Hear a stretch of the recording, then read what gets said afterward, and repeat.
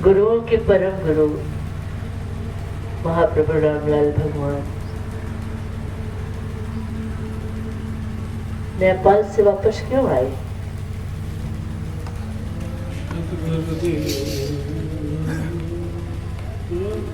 क्या आने का क्या प्रयोजन था? स्वयं सिद्ध होते हुए भी नेपाल गए क्यों?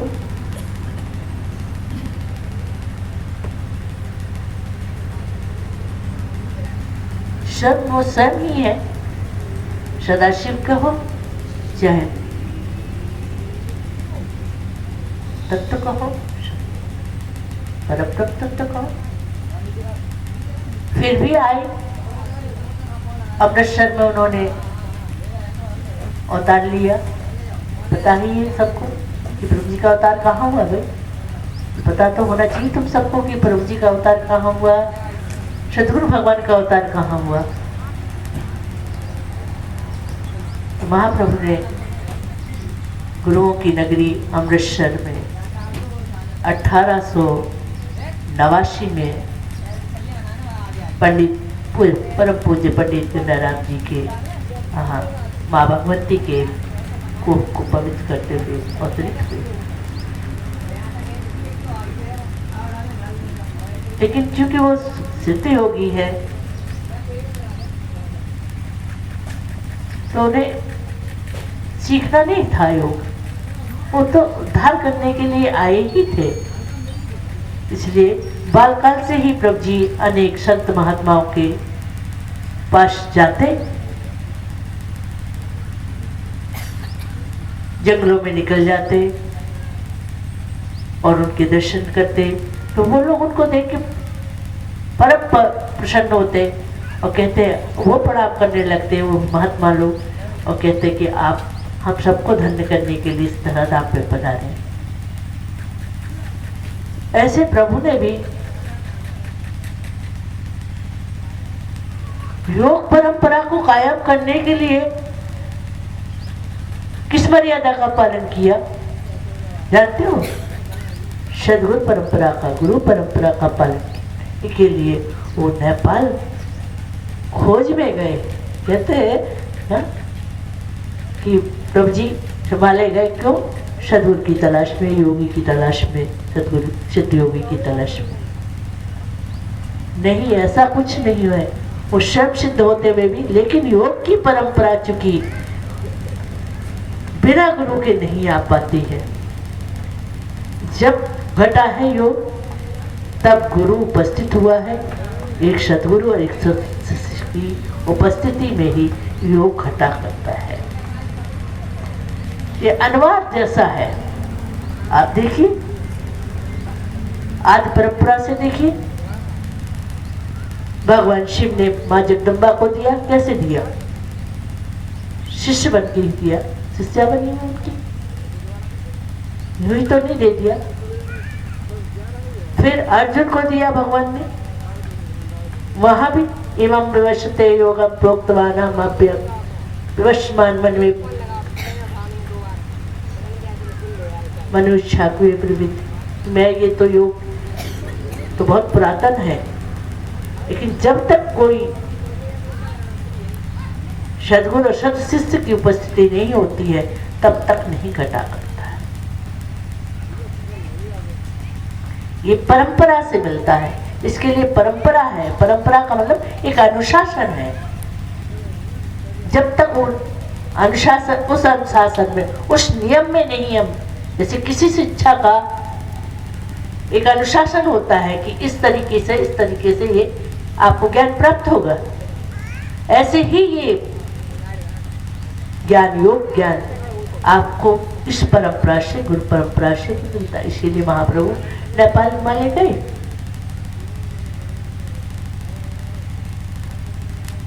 और वहां उन्होंने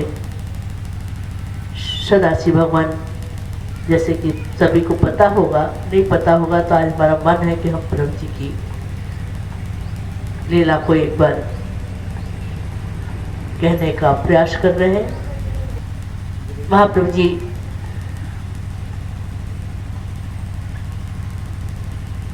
अपने परगनों के साथ नेपाल पहुँचे, क्योंकि जब महाप्रभु जी नेपाल के लिए जाने के लिए हुए थे तो रास्ते में कई जगह मार्ग में कई लोगों का प्रभु जी ने योग ज्ञान दिया, दीक्षा दी, योग दीक्षा दी। और तत्वजयी जैसे हरानंद जी को तत्वजयी बनाया, रामरती योगिनी बनी। इस तरीके से अनेक के साथ में प्रभु जी कई परकर भी बन गए प्रभु जी के इसी उसमें यात्रा के दौरान। और जब प्रभु जी पहुँचे तो उनके साथ अनेक परकर भी थे, परकर माना उनके पार्षदगण भी थे। जब उन्होंने जाके वहाँ पर नेपाल हिमालय में उनको सबको धीरे धीरे करके विदा कर दिया किसी, और कहा अब मैं अकेले रहूँगा। और जब वो गुहेश्वरी मंदिर पहुँचे, पशुपतिनाथ वहाँ के राजा ने उनको राजमहल में बुलाया, उनका आतिथ्य सत्कार किया। उसके बाद प्रभु जी का मन तो उसी में था कि हम सद्गुरु की तलाश में, तो वो अपना एकांत में चले गए। और पशुपतिनाथ एक तरफ है, बीच में बागमती नदी है, और उसके उस पार जो है वो गुहेश्वरी मंदिर है। कोई नेपाल गया हो काठमांडू तो देखा होगा, तो उसके उस पार गुहेश्वरी है। महाप्रभु जी एकांत में चले गए और महाप्रभु जी ने कई दिन वास किया, एकांत में तब कर रहे थे। रात में उनको लगा सदाशिव भगवान आए और उनको आकाश मार्ग से ले गए हिमालय में। आकाश मार्ग से जब प्रभु जी कहा कि बेटा अब आप खोल लो, और वहाँ वो काफ़ी दूर पहुँच गए दूसरी तरफ। और उसका कोई वैसे तो कोई स्थान नहीं है, लेकिन जहाँ तक वो मुक्ति धाम होना चाहिए, क्योंकि सिद्धों की सारी चीज़ें इन्हें न तो बुद्धि से समझ में आ सकती है, न इन चक्षुओं से दिख सकती है, न इनको हम व्यक्त भी नहीं कर पाते हैं पूरे ढंग से, करना भी बड़ा असंभव है। वहाँ पहुँचे प्रभु जी, सदाशिव भगवान जो महाप्रभु के सद्गुरु, जो हजारों साल से बैठे हुए हैं समाधि में, और हर 6 महीने में के बाद थोड़ा सा उठते हैं कुछ दिन के लिए, फिर पुनः बैठ जाते हैं। उन्होंने महाप्रभु जी उस समय मात्र उनकी महाप्रभु जी की अवस्था हो रही होगी, ये हमारी समझ में 18-19 साल की अवस्था थी महाप्रभु जी की।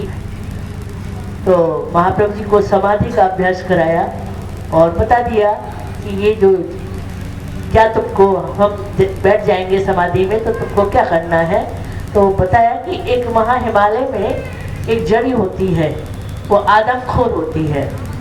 आदमखोर माने आदमी को खा जाती है। जड़ी ये पेड़ ऐसा है, आदमखोर पेड़ है, उसकी पत्ती पे अगर कोई चीज़ रख दिया जाए या उसके पास चले जाए, उसे छू लेगा तो वो खींच लेगा, आदमी को भी खींच लेगा। तो उन्होंने बताया सदाशिव भगवान ने कि इसके पास नहीं जाना बेटा, ये इसको। तो उसके बाद में और भी बताया कि ये जड़ी बूटी तुम खा लोगे तो तुम्हें 8-8 दिन तक भूख नहीं लगेगी, तुम इसको खा लेना, और ये नहीं करना है। इस तरीके से बता करके और सतगुरु भगवान वो बैठ गए, सदाशिव भगवान। महाप्रभु जी 2-4 दिन समाधि में रहे, फिर उनको उठे, समाधि से उत्थान हुआ तो जा करके अपना घूमने लगे। घूमते घूमते देखा उन्होंने, तो देखा एक ऋषि बैठा हुआ है, ऋषि के पास पहुंच गए। उन ऋषि के पास उनकी अवस्था करीब 500 साल थी। तो उन्होंने उससे पूछा कि हमारे जो महाप्रभु जी ने पूछा कि हमारे जो गुरुदेव हैं ये कितने साल के हैं, आपकी अवस्था 500 साल की, तो इनकी, तो बोले हमारे गुरुदेव भी ऐसा बताते हैं कि ये हम ऐसा ही देख रहे हैं बैठा हुआ, हजारों साल है इनकी अवस्था। उन्होंने फिर और देखा तो और हिमालय में अनेकों 700 साल 1000 साल के बैठे हुए हैं सिद्ध, जो युवा लगते हैं, ऐसा भी नहीं कि वो वृद्ध लग रहे हैं, युवा लगते हैं। इस तरीके से महाप्रभु जी विचरण करते रहे और महाप्रभु जी ने देखा कि प्रभु जी के सदाशिव भगवान के पैर फट गए हैं, तो उनको बड़ा कष्ट होने लगा कि पैर फट गए, तो जड़ी जड़ी बूटी लाए, उनको भरा। फिर उन्होंने पूछा कि प्रभु जी के हमारे गुरुदेव भगवान के जो पैर फट गए ये कैसे ठीक होंगे एक ऋषि से। तो ऋषि बोला कि तुम कहाँ बात करते हो, अभी ये जैसे ही समाधि से उठेंगे इनका सब ठीक हो जाएगा। फिर भी प्रभु जी को तो लग रहा था, तो जैसे प्रभु जी बर्फ से बिल्कुल ढक रहे थे, तो प्रभु जी ने कुछ गर्म उड़ाने की कोशिश की। तो जैसे ही प्रभु जी पास पहुंचे तो पता पड़ा कि उनका जो वो आना मुश्किल हो गया, इतना गर्म हो गया। तो इस तरीके से सिद्ध जो होते हैं वो इस तरीके से हिमालय में रहते हैं। इसका प्रभु जी ने देखा और प्रभु जी ने फिर सेवा की। फिर भी प्रभु जी सेवा करते रहे, समाधि में बैठे रहे, अपना इधर उधर प्रभु जी विचरण भी करते रहे। अन्य ऋषि और योगियों के पास जाकर के उन्होंने देखा हिमालय को। फिर जब सदाशिव भगवान के उठने का समय हुआ तो उन्होंने मंडप बनाया, कंदमूल फल आदि इकट्ठे किए। और उसके बाद में जब ऐसा होता था कि जैसे सबके पास जब सदाशिव भगवान उठते हैं तो सबके पास में संकल्प से पहुंच जाता है, संदेश अपने आप पहुंच जाता है और सभी सिद्धजन इकट्ठे हो जाते हैं वहाँ पर। और इकट्ठे होकर के आए सब लोग, उन्होंने जो है प्रभु जी को अर्पित किया। क्या? जटा का बाल में फूल लगा के अर्पित करते हैं। उपहार क्या दिया? जटा के बाल में फूल लगा के अर्पित करते हैं। ये बहुत वो माना जाता है। इस तरीके से उनकी समाधि के तो जब ऋषि समाज इकट्ठे हुए, वैसे तो सिद्धों में बोलने की परंपरा नहीं है, ऐसा हमारे सद्गुरु भगवान कहते हैं। उन्हों की वाणी हम सुना रहे हैं तो क्योंकि वो बिना ही बोले ही उनका मौनम व्याख्यानम शिष्यास्तु छिन्न संशया, मौन रूपा चुपी का व्याख्यान होता है गुरु वहाँ पर। और सिद्धजन बोलते नहीं, अपने आप सब चीज़ें ट्रांसमिट होती हैं अपने आप। जैसे मैसेज पहुँच गया, सब आ गए, इकट्ठे हो गए, ऐसे ही। लेकिन एक महात्मा था, वो कथा हमने बार बार सुनाई होगी। तो उन योगी की आयु होगी करीब 500 साल। तो वो बोल पड़े, उन्होंने अपना एक प्रश्न रखा सदाशिव भगवान के सामने कि प्रभु ये बताएं आप कि कर्मों का भुगतान श्रेष्ठ है या कर्मों को काट लेना श्रेष्ठ है? कर्मों का भुगतान श्रेष्ठ है या कर्मों को काट लेना ठीक है? नहीं, कर्मों को मतलब नहीं काटे, हम भुगतान कर ले, हाँ वही काट लेना ठीक है। क्योंकि योगी जन चाहे तो किसी भी कर्म का फल जो उन्हें मिलने वाला है उसको वो टाल सकते हैं, पूरा टाल सकते हैं। उनकी सामर्थ होती है कि वो कर्म फल को टाल सकते हैं, क्योंकि और दिख जाता ही है, हे हम दुख अनागतम, जो आने वाला दुख है वो दिख ही जाता है उनको। तो चाहे तो उनके अंदर इतनी सामर्थ है कि वो उस दुख को टाल सकते हैं। तो प्रश्न उसका यही था सिद्ध योगी का कि या दुख को टालना श्रेष्ठ है या उसको काट लेना ठीक है। तो सदाशिव भगवान ने महाप्रभु जी की ओर इंगित करते हुए कहा कि तुम्हारे प्रश्न का उत्तर मेरा ये बालक देगा।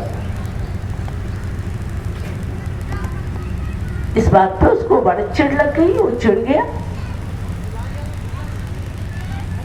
उसको बड़ा वो लगा, उसके अहंकार को ठेस लगी और बोला कि ये कल का छोकरा अभी 84 लाख योनि देखने लायक है, ये क्या मेरे प्रश्न का उत्तर देगा?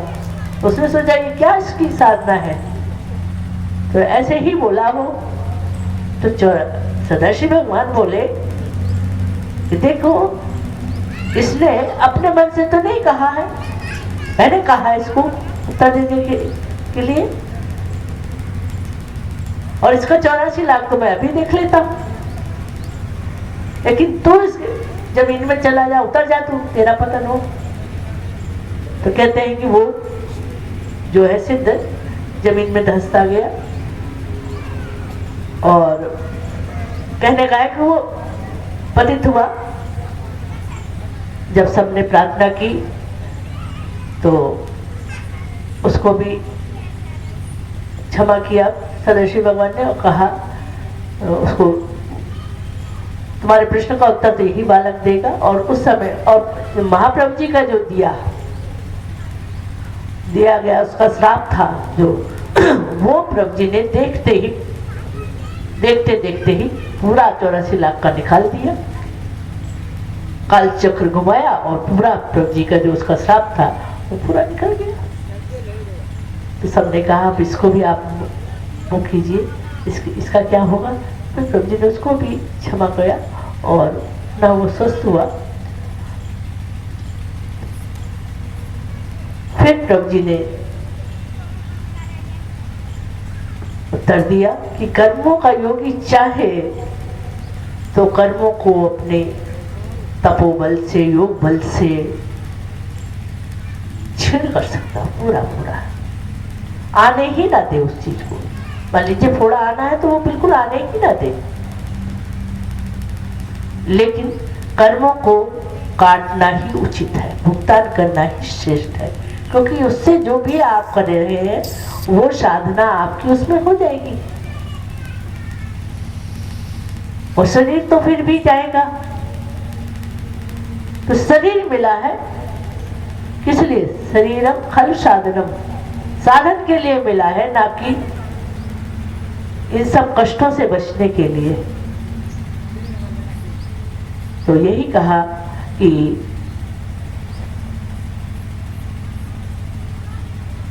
कर्मों को भुगतान करना ही श्रेष्ठ है। हम भी अपनी बात यही कहना चाहते हैं कि कर्मों का भुगतान श्रेष्ठ है। बोध हो जाता है तो ये बात पूरी समझ में आ जाती है। बोध नहीं है जीवन में, इसीलिए हम हर चीज से परेशान हैं, क्योंकि सब अभी तो जो होना है वो होगा ही। जो पहले बोए आए हैं, कितने कर्म बोए आए हैं, कितना हमारा कर्म में कितने संग्रह है। अगर हम उसी के उसमें करते हैं, जो कुछ भी साधना करते हैं और उसी के लिए वो चीज वो करते रहते हैं, तो हम कभी भी मुक्त नहीं हो पाएंगे। जिस दिन बोध हो जाता है तो लगता है जीवन जो है कीमती, इसके हर श्वास कीमती है। बजाय वहां हम उसको वो करें, इसको सदुपयोग कर ले, इतनी विश्वास में। फिर प्रभु जी को आज्ञा दी सदाशिव भगवान ने और प्रभु जी वापस आए धराधाम पे, हरिद्वार में आए। वहाँ पर प्रभु जी का परिवार भी पधारा था, कुंभ मेला था तो प्रभु जी का परिवार भी पधारा था वहाँ पर। उन्होंने पहचान लिया, वो क्या प्रभु जी ने ही के संकल्प से उन्होंने पहचान पाया। और जब वो बताने लगी कुछ अपनी, तो फिर प्रभु जी ने फिर अपने को अंतर्ध्यान कर लिया। और फिर बड़े परेशान हो गए वो लोग। फिर पुनः प्रभु जी ने उनको अपने,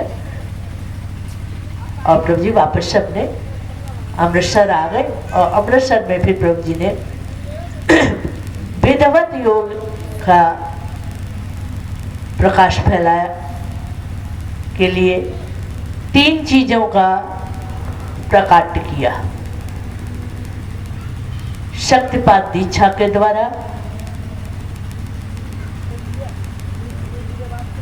योग मार्ग में प्रवृत्त करना और उनको उनके योगस्थ किया। ऐसे प्रभु जी के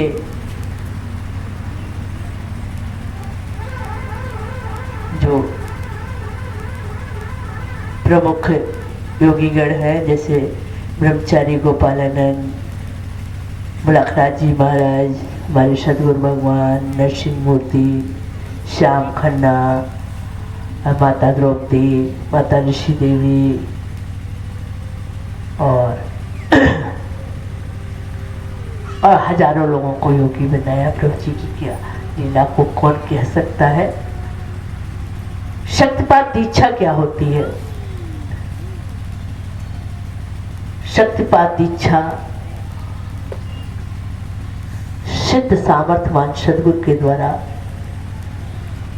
विनीत शिष्यों में कभी कभी विनीत भी नहीं होता, ऐसा भी देखा गया, कभी कभी विनीत भी नहीं होता। अब रामरति कोई विनीत थोड़ी ना थी उस समय, अहंत की कृपा है ना, क्योंकि उनके अहंत की कृपा है।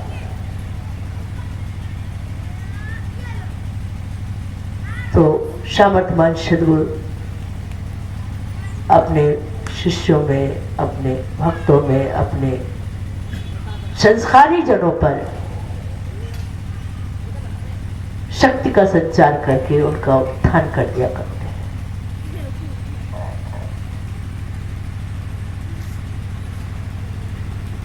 उसके द्वारा सटचक वेदन करा के उन्हें सहस्त्रार और केवल की स्थिति में प्रतिष्ठित कर देते हैं। दूसरा था जीवन तत्व साधन। जीवन तत्व साधन तो सभी जानते हैं, सभी कर रहे हैं। जीवन तत्व साधन जो भी आया है आश्रम में सभी को पता है कि जीवन तत्व साधन क्या है। जीवन तत्व साधन जैसा नाम वैसा काम है। आप करके देख लीजिए, 6 महीने उसका अभ्यास करिए, तब आपको उसका अपने आप उसका जो परिणाम है वो आपको समझ में आएगा। महाप्रभु जी अपने समय में बड़े से बड़ा रोग, असाध्य रोगों को मात्र 2 टाइम करवाते थे, 2 या 3 टाइम करवाते थे,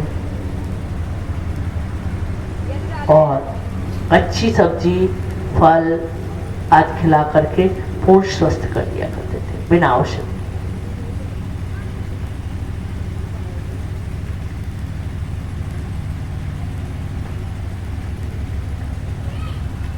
आसन हठ योग को भी प्रभु जी ने प्रकाशित किया। हठ योग की क्रियाएं नौली, बस्ती, नीति, त्राटक, कपालभाति, सबका अभ्यास प्रभु जी के द्वारा होकर के और ऋषिकेश में प्रभु जी कराते रहे। और जितना हमारे गुरुदेव बता रहे हैं किस मुखारबिंद से हमने सुना, एक बार महाराज जी उस समय नेति भी कोई नहीं जानता था, जिस समय महाप्रभु जी विराजमान थे, तो उस समय योग का प्रकाश नहीं था इतना। जो कुछ किया है प्रभु जी ने किया है, ऐसा हमारे गुरुदेव भगवान के मुखारबिंद से हमने सुना कि महाप्रभु जी ने ही जो कुछ किया है प्रकाश से, वो महाप्रभु जी ने किया। और एक बार महाराज जी हमारे वहाँ कर रहे थे नीति गंगा घाट पे, त्रिवेणी गंगा घाट पे, तो एक महात्मा जो है वो जल पे चल के आ रहे थे। जल पे चल के आए और कहते हैं बेटा ये क्रिया कहाँ से तुमने सीखी? ये तो बड़ी गुप्त क्रिया है। तो बोले हमारे गुरुदेव ने सिखाई है ये क्रिया। तो उस समय नेति वगैरह भी नहीं कोई जानता था। तो भगवान कहते हैं कि वो जो कुछ भी प्रकाश देख रहे हो वो प्रभु जी का प्रकाश है, प्रकारांतर से प्रभु जी का ही प्रकाश है। बहुत से आसन ऐसे जो प्रभु जी की क्रियाओं में है और अब वो और तरीके से कराए जा रहे हैं। जैसे बाल बचलन है, बहुत तरीके से अब उसको हंसाया जा रहा है, बहुत तरीके से कराया जा रहा है, बहुत उसके नाड़ी संचालन है। तो प्रभु जी तो उस समय आए थे और उस समय बहुत बड़ी बड़ी विभूतियां प्रभु जी के शक्तिपात से अभिभूत हुई है और बड़ी बड़ी स्थितियों में पहुंची है। शिवानंद बिहारी स्कूल ऑफ योगा वाले प्रभु जी की कृपा पात्र है, क्योंकि प्रभु जी की तो प्रभु जी का संकल्प भी यही रहा, ना मुझे कोई जानेगा ना तुझे कोई जानेगा। किसी को प्रभु जी ने कुछ नाम नहीं करवाने दिया। हाँ? एक बार नरसिंह मूर्ति प्रभु जी के बच्चे महाराष्ट्र के थे, आंध्र प्रदेश के थे, तो उन्होंने एक अनुष्ठान किया शक्ति का, शक्ति पाने के लिए। चले गए वो, वहां की जो महारानी थी पद्मावती का नाम था शायद, तो उनको बड़ी बेचैनी हुई कि हमारे गुरुदेव कहाँ चले गए। तो उन्होंने कहा कि किससे पूछे, बड़ी बेचैनी हो रही, मतलब बाबू तो गुरुदेव नहीं दिख रहे हैं, कहाँ चले गए। तो वो शंकराचार्य का, वो कांची पीठ के शंकराचार्य के कामकोटि के है ना, कामकोटि कांची है क्या है, वहाँ पहुंची मठ पे, और शंकराचार्य से उन्होंने महाप्रभु जी का स्वरूप लेके पहुंचे और पूछा हमारे गुरुदेव भगवान कहाँ गए हैं। तो उन्होंने ध्यान किया और बोले तुम्हारे गुरुदेव किसी पीठ पे जाकर, शक्ति पीठ पे जाकर के साधना कर रहे हैं। तो किस लिए कर रहे हैं? बोले सिद्धि प्राप्त करने के लिए। लेकिन तुम्हारे, बोले वो सफल होंगे? बोले हाँ सफल भी होंगे, लेकिन उनको मिलेगी नहीं, वो उसका उपयोग नहीं कर पाएंगे। बोले वो क्यों? बोले वो उनके गुरुदेव नहीं चाहेंगे, उनके गुरुदेव नहीं उनको उसका वो करने देंगे। और ऐसा ही हुआ, उनकी साधना सफल रही, उनका अनुष्ठान पूरा हुआ और उनका अनुष्ठान भी सफल रहा, लेकिन महाप्रभु जी ने उसको नहीं। ऐसे गोपालानंद जी महाराज जी ने, उनका जब संकीर्तन होता था तो 100 लोग बेहोश हो जाते थे, ऐसी धारा बहती थी, गोविंद जय जय, गोपाल जय जय, राधा रमण हर गोविंद। तो पूरे अभिभूत होकर के सब, कोई इधर पड़ा कोई उधर पड़ा, सुध-बुध खो बैठते थे, ये स्थिति थी। और उनकी वैसे भी स्थिति बहुत अच्छी थी। उनको प्रभु जी ने सहस्त्रार में जाकर के सिद्धि को आदेश देने का दे रखा था।